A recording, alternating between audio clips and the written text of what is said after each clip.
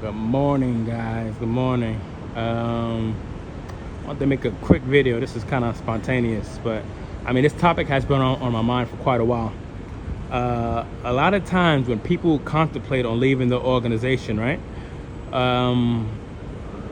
They have the mindset of, I don't know if I could live without my community. I don't know if I could live without my family and friends, especially my family. I don't know if I could be shunned by them. I don't know if I could deal with that. Well, that came to my mind, of course, when I thought about coming out as a full-blown apostate. I already knew what was at stake. I was optimistic and hopeful that my family would want to know the truth about the truth. So of course I encourage them, my family and JW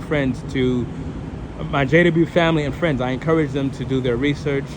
Of course that backfired, But before coming out as an apostate, I kept saying to myself, you know what? There's no way in hell I could live a lie. There was just no way in hell. It's like once you do your research, I mean, to each their own. I'm not having to go at the PMOs here, but I'm talking about me. I knew damn well I could not live that PMO life because once I did my research, I knew that one day I was gonna die. I knew that my life was, it was all a lie, it was all fake. There was no paradise, there was no salvation coming, and I knew that one day I was gonna perish from this earth. So I said to myself, why would I be fake and be a PMO just to put on the front for people that will shun me in a heartbeat? I couldn't do that. And like I said, I am not knocking any PMOs. People are PMOs, for different, various reasons. Sometimes, it could be secular, it could be, some JW, some PMOs still might live with their parents, so I'm not knocking anybody. I'm just speaking about my personal experience. I knew that there was no way in hell, once I did my research, that I could be a PMO. And I knew what was at stake when I made the decision to come out as a full-blown apostate. Now, of course, it's been a little over a year now, since I've been shunned from my family. Of course, I miss them. Of course, I miss my JW friends. Of course. Sometimes I get triggered when I see a family, especially with boys. So I'm the oldest of three boys, and it is triggering sometimes. When I see a whole family, especially a single mother and her kids, because of course it makes me think about my current situation, how I'm being shunned by my family. But even though I might get triggered from time to time, for the most part I'm good. But even though I get triggered from time to time, I remind myself that I don't want any fake love. And the love that my family can provide for me is only conditional. It's only fake.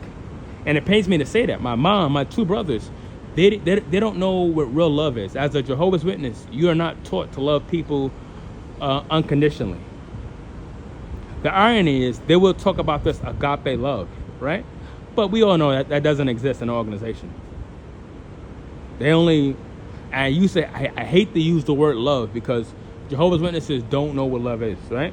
But according to their terms, their standards, they only love you, if you're brainwashed like they are, if you believe in what they believe in, if you're ready to waste your entire life away like they are. That's the only way that they, love people. And as we know, that is not real love, right? But I keep reminding myself that I would rather have no love than fake love. So every time I get triggered, every time, I feel a little, sad that I'm shunned by my family, I have to remind myself, hey, Jerron, listen. You could still be a devout, brainwashed Jehovah's Witness, and you would have conditional fake love and support by family and friends in an organization.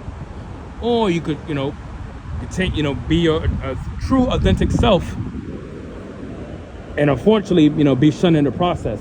But one thing I do not want in life is fake love of any sort, any kind.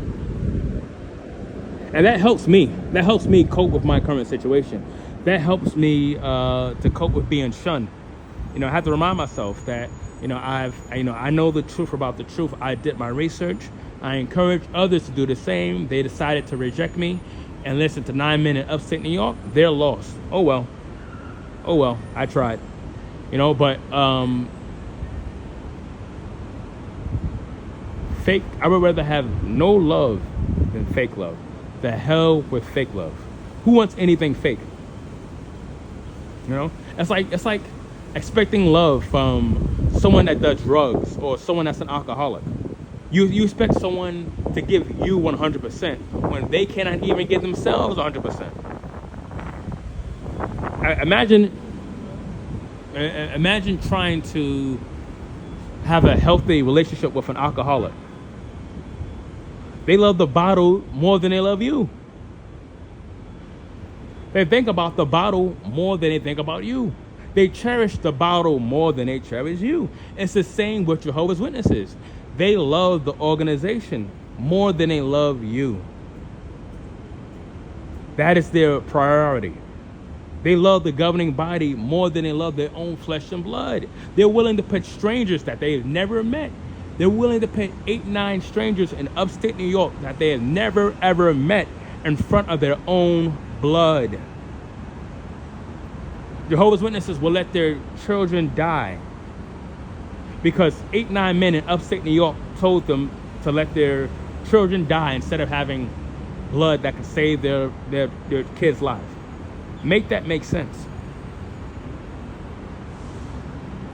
So when you look at the bigger picture, right, for those of you that are missing your family and friends, for those of you ex-members that are missing your family and friends, and you don't know how to cope sometimes it gets too much to handle. You're shunned by your family, and sometimes it's just too much. Well, just remind yourself that you would rather have no love than fake love. And when I think about that, that keeps me grounded. That keeps me level-headed. That keeps me on the right path. And I have to remind myself that, hey, I made the right decision. I know I made the right decision, because why would I waste my life in a man-made organization waiting for a paradise that I know that is not going to come? Why would I do that? Just to keep my family and my Jehovah's Witness family and friends that will shun me in a heartbeat, that already showed me their true colors last year? Fuck that. So if you need to shun me, but I'm not gonna change for nobody. And for all of you ex-members that are being shunned by your kids, your parents, maybe a former spouse, friends that you've known for 20 plus years, just keep in mind that you being true to yourself is more important than having conditional friends, family and friends that will shun you in a heartbeat. Keep in mind, a Jehovah's Witness can never ever say, I will always be there for you. I will always love you. I will always support you no matter what. A Jehovah's Witness can never ever say that, because if they say that, they're lying to you. They're lying to you. Because the minute you decide to no longer be a Jehovah's Witness, a J-Dub, they're gonna shun you. They're gonna block you. Who wants fake people in their life? Not me. I want people in my life that will accept me for who I am, flaws and all. I want people in my life that when I tell them that I no longer want to be part of this religion, the religion that they believe in, that at the end of the day, they still want me in my life because they know that I'm a good person. They know I'm a good-hearted person. Those are the people that I want in my corner. People that will love me and support me 100% no matter what, and vice versa, because it's a two-way street, of course. So yeah, I just wanted to make this quick little video for those of you that are shunned, and during your dark times, during your dark days, remind yourself, having no love is better than having fake love. Keep that in mind. Guys, I love you. I'll see you in the next video.